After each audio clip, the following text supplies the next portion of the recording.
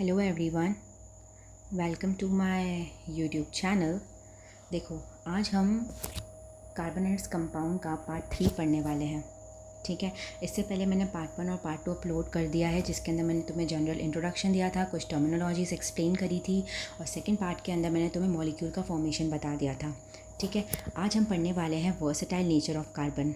ठीक है, वर्सेटाइल का मतलब होता है कि जैसे तुम्हें पता होगा कि मैंने अपने फर्स्ट वीडियो में तुम्हें कहा था कि कार्बन के पास ये कैपेसिटी होती है कि वो बहुत लार्ज नंबर ऑफ कंपाउंड्स बना सकता है। अगर हम काउंट करने जाएँ ना कि वो कितने कंपाउंड्स बना सकता है, तो वो कंपाउंड्स का जो नंबर होगा वो मिलियंस तक, ऑलमोस्ट मिलियंस तक जाएगा। ठीक है, तो अब हम उस रीज़न की और उन फैक्टर्स के बारे में पढ़ने वाले हैं कि ऐसा क्या होता है कार्बन के अंदर जो उसका नेचर इतना ज़्यादा वर्सेटाइल होता है।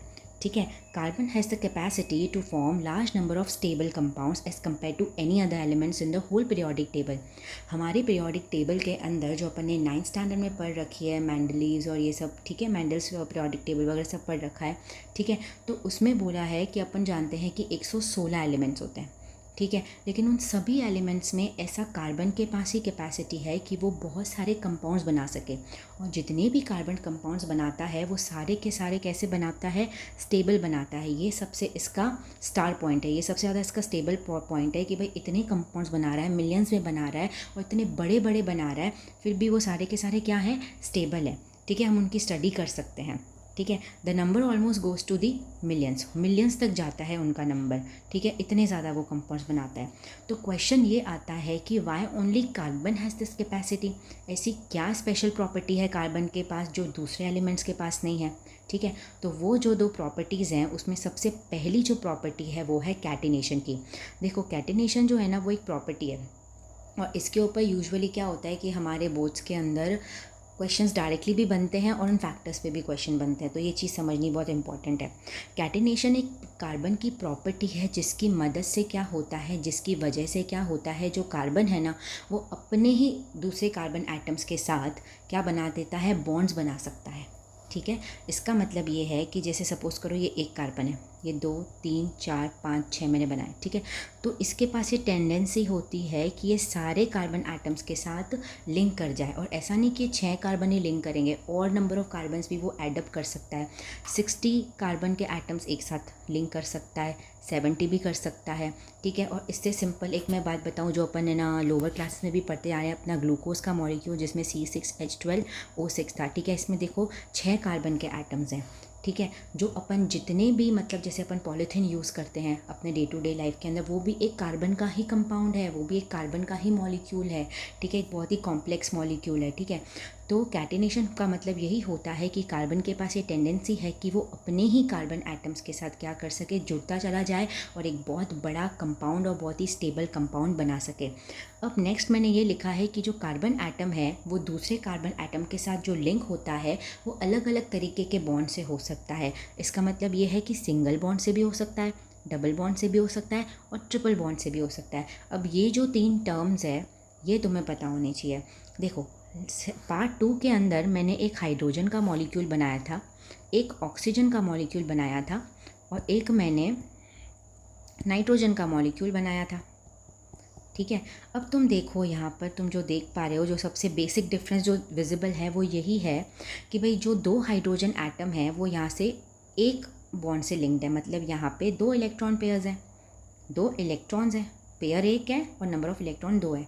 यहाँ पे तुम देख रहे हो ऑक्सीजन के अंदर 2 बॉन्ड्स बने हुए हैं। इसका मतलब एक बॉन्ड का मतलब मैंने उसमें भी बताया था कि 2 इलेक्ट्रॉन्स यानी एक पेयर, और दूसरा जो बॉन्ड है इसका मतलब 2 और इलेक्ट्रॉन्स, तो टोटल पेयर कितने हुए 2, और नंबर ऑफ़ इलेक्ट्रॉन्स कितने हुए 4। तो यहाँ पे क्या बना हुआ है, डबल बॉन्ड बना हुआ है, ये जो मैंने यहाँ लिखा है। और ट्रिपल बॉन्ड क्या बोला है मैंने, 1 2 3, मतलब पेयर्स कितने हुए 3, और नंबर ऑफ़ इलेक्ट्रॉन्स कितने हुए 6, 1 2 3 4 एंड 5 6। ठीक है, तो ये single bond, double bond and triple bond. तो मतलब जो कार्बन है, एक कार्बन एटम दूसरे कार्बन एटम से सिंगल बॉन्ड से भी लिंक्ड होता है, एक कार्बन एटम दूसरा कार्बन एटम से डबल बॉन्ड से भी लिंक्ड होता है, और एक कार्बन एटम दूसरे कार्बन एटम से ट्रिपल बॉन्ड के थ्रू भी लिंक्ड हो सकता है। ठीक है, ये भी एक एडिशनल प्रॉपर्टी है जिसकी वजह से वो इतने सारे कंपाउंड्स बना पाता है। More than 2 carbon atoms can be join in the form of ring और चेन, मतलब कि कार्बन अपने कंपाउंड्स को बनाने के लिए अपना शेप भी चेंज कर सकता है। दैट इज़, ये इसको क्या बोलते हैं, ये स्ट्रेट चेन हो गई ना, सिंपल एक सीधी सीधी लाइन में कार्बन एटम्स जुड़ते जा रहे हैं। अब देखो, ये एक मॉलिक्यूल होता है जिससे अपन क्या कहते हैं, बेंजीन कहते हैं। ठीक है, ये बेंजीन कहते हैं।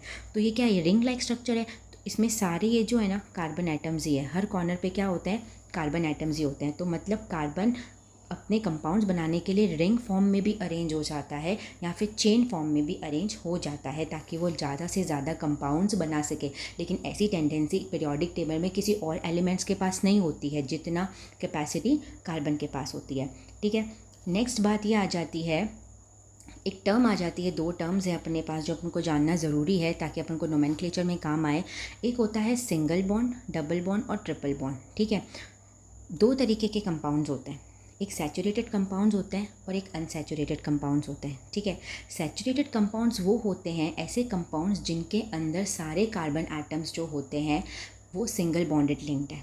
ठीक है, जैसे कि ये सारे एटम्स, सारे कार्बन एटम्स सिंगल बॉन्ड से लिंक्ड है, एक भी डबल बॉन्ड, एक भी ट्रिपल बॉन्ड नहीं प्रेजेंट होता है। ठीक है, एक भी प्रेजेंट नहीं है। ठीक है, नेक्स्ट आ जाता है हमारा डबल और ट्रिपल बॉन्ड। जिन कंपाउंड्स के अंदर डबल या फिर ट्रिपल दोनों में से कोई एक या दोनों भी प्रेजेंट हो सकते हैं, अगर डबल और ट्रिपल बॉन्ड पाया जाता है या फिर दोनों ही पाए जाते हैं तो वो जो कैटेगरी होती है कंपाउंड की वो क्या कहलाती है, अनसैचुरेटेड कंपाउंड्स की कैटेगरी में आ जाते हैं।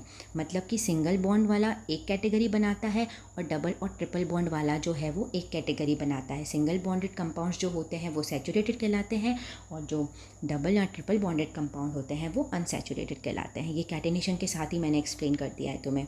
ठीक है, नेक्स्ट हमारा जो फैक्टर आ जाता है वर्सेटाइल नेचर ऑफ कार्बन, जो जिसकी वजह से वर्सेटाइल नेचर है कार्बन का।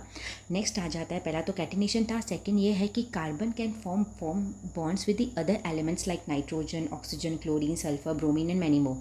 मतलब कि कार्बन जो है वो सिर्फ अपने ही एटम के साथ बॉन्ड नहीं बनाता है, वो तो बनाता ही है, लेकिन उसके अलावा भी जो दूसरे एलिमेंट्स होते हैं हमारे पीरियोडिक टेबल में, नाइट्रोजन, ऑक्सीजन, क्लोरीन, ब्रोमीन, ठीक है, उनके साथ भी वो बॉन्ड बनाता है। तो मतलब जितना अलग अलग एलिमेंट्स के साथ बॉन्ड बनाएगा उतने ही अलग अलग तरीके के कंपाउंड्स बनेंगे। तो ये भी एक फैक्टर है जो इसको मदद करता है इतना वर्सेटाइल नेचर प्रदान करने में, उसको प्रोवाइड करने में। ठीक है, ये तो फैक्टर्स की बात हो गई। नेक्स्ट आ जाता है हमारे पास एक बहुत ही बढ़िया क्वेश्चन कि भाई इतना सारे कंपाउंड तो बना रहा है, चलो फैक्टर्स हमने जान लिए कि भाई क्यों इतने सारे कंपाउंड बना रहा है। क्वेश्चन अभी भी एक स्ट्रिक्ट है कि भाई स्टेबल क्यों बन रहे हैं ये कंपाउंड, ऐसा क्या हो रहा है कि इतने बड़े कंपाउंड्स बन रहे हैं लेकिन स्टेबल हैं, कुछ भी उनमें प्रॉब्लम नहीं आ रही है और हम उनको इजीली स्टडी कर पा रहे हैं, हम उनको यूज़ कर पा रहे हैं बाकायदा। ठीक है, तो इसका एक बहुत ही प्यारा सा रीज़न ये है कि जो हमारा कार्बन है ना उसका साइज़ ना तो इतना ज़्यादा छोटा होता है और ना ही इतना ज़्यादा बड़ा होता है। ठीक है, ना ही इतना ज़्यादा छोटा होता है और ना ही इतना ज़्यादा बड़ा होता है। तो इससे क्या फ़र्क पड़ेगा, इससे ये फ़र्क पड़ेगा कि देखो हम जानते हैं कि जो हमारा न्यूक्लियस होता है वो इलेक्ट्रॉन्स के ऊपर एक अट्रैक्टिव फोर्स लगाता है, क्योंकि न्यूक्लियस होता है हमारा पॉजिटिवली चार्ज और जो इलेक्ट्रॉन्स होते हैं वो हमारे नेगेटिवली चार्ज। ठीक है, तो न्यूक्लियस जो है वो इलेक्ट्रॉन्स के ऊपर क्या लगाता है, एक अट्रैक्टिव फोर्स लगाता है।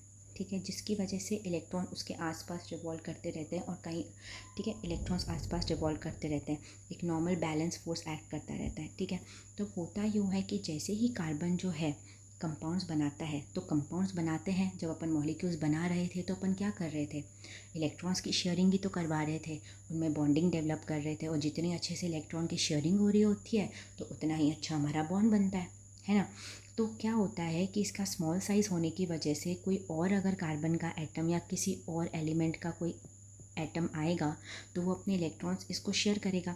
तो जो शेयरिंग होगी इलेक्ट्रॉन्स की, तो उन इलेक्ट्रॉन्स पे न्यूक्लियस जो है वो फोर्स काफ़ी अच्छे से लगा पाएगा, जिसकी वजह से क्या होगा कि जो बॉन्ड होगा वो बहुत ही ज़्यादा स्ट्रॉन्ग बनेगा, और स्ट्रॉन्ग बॉन्ड बनेगा तो हमारे जो कंपाउंड्स बनेंगे वो काफ़ी ज़्यादा स्टेबल बनेंगे। ठीक है, इसी की वजह से जो कार्बन है, प्लस पॉइंट 2 चीज़ें हैं इसके पास। एक तो ये कंपाउंड्स बहुत ज़्यादा अमाउंट पे बनाता है और जितने भी कंपाउंड्स बनाता है वो काफ़ी ज़्यादा स्टेबल बनाता है, ये काफ़ी स्टार पॉइंट है। कंपाउंड्स बनाना अलग बात है लेकिन वो सारे कंपाउंड स्टेबल हो वो एक अलग बात है। ठीक है, तभी इतना ज़्यादा इसको वर्सेटाइल नेचर का कहा गया है कि भाई इसकी इतनी ज़्यादा हम पढ़ते भी हैं, इतना पढ़ते हैं कि एक चैप्टर बना दिया इसके ऊपर, ठीक है। मतलब पूरी केमिस्ट्री है कार्बन और हाइड्रोजन के ऊपर, तो ऑर्गेनिक केमिस्ट्री में हम यही पढ़ते हैं, ठीक है।